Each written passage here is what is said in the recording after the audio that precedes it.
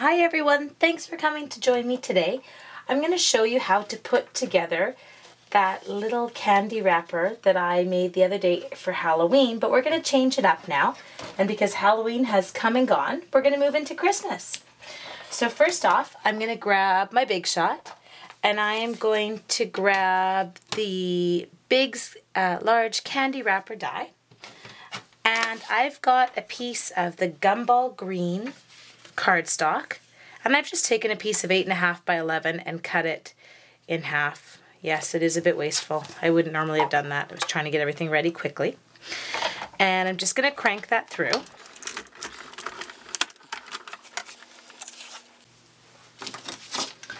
So the first thing that I like to do once I've gone through the candy wrapper die is I do like to go over all my scoring lines. So I have somehow managed to lose my bone folder, so I've pulled an old one out of somewhere.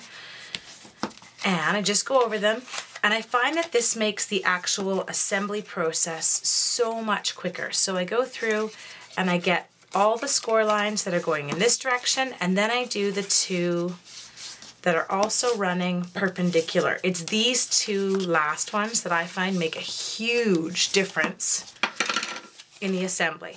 Okay, then the next thing I've got is I've got a piece of DSP from the Be of Good Cheer DSP set, and I'm just going to use my snail.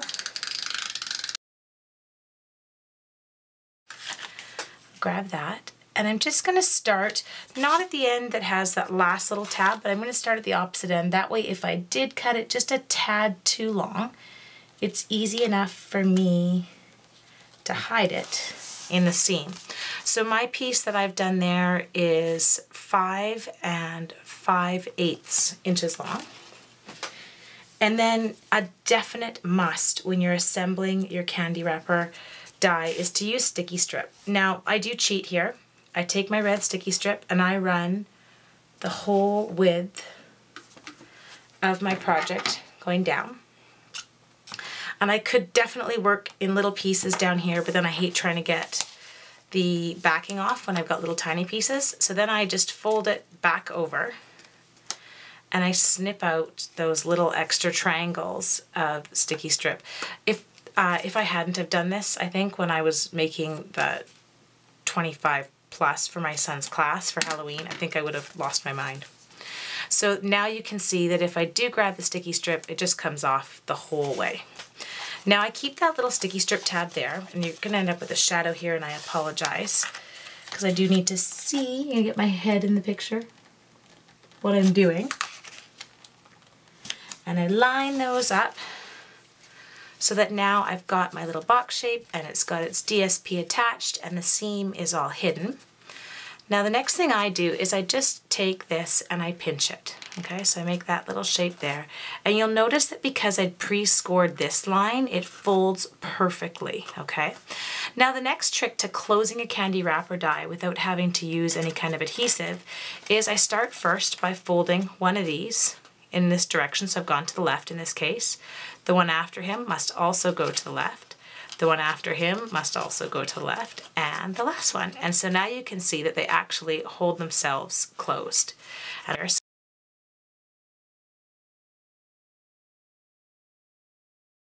another over, and there's my die.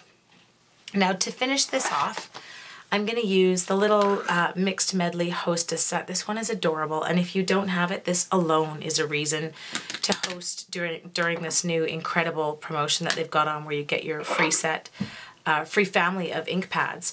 But this is a phenomenal Hostess benefit one. It's so cute. And so I am going to use, with just a scrap of very vanilla cardstock that I've got left here. So I'm going to start with my Gumball Green classic stamping pad, and you'll notice that these new ink pads, I don't know if you've got yours yet, but they are amazing. So I'm just going to tap, and I know green snowflakes is probably not very standard, but I'm going to go for it. Let's see what it looks like. Super cute. Okay, I love it. And then I'm going to use my cherry cobbler as well. I'll close this up before I do one of my famous jobs of dropping my project in my ink pad. requires so little effort to ink these stamps, and I'm trying to make sure that I don't now tap too lightly and miss inking something. Okay, so I've got a super cute little Merry Christmas there. Now I've still got the old style. If you might have the new style of 3/4 inch circle, but it works perfectly with this. So this is the trick to learning how to do videos for people, is to line it up so you can see it and they can see it. I'll just punch out that little piece there. And then this is a must, the new 1 1/4 inch scallop. So this is smaller than the one that we all jumped to buy when we first found Stampin' Up. And I'll just get that out of there. And then just grab, my ladies who come to my club, we laugh. I'm a dimensional queen. I live for dimensionals.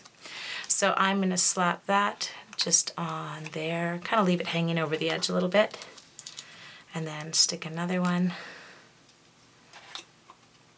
on here. So what I'm going to add here is I'm going to use my paper snips just as little tweezers. It makes it so much easier to get these off and attach, but I'm just going to put a little bit of, whoops, sparkle just right there. And so then it's all done. That's it. Hope you enjoyed this quick video.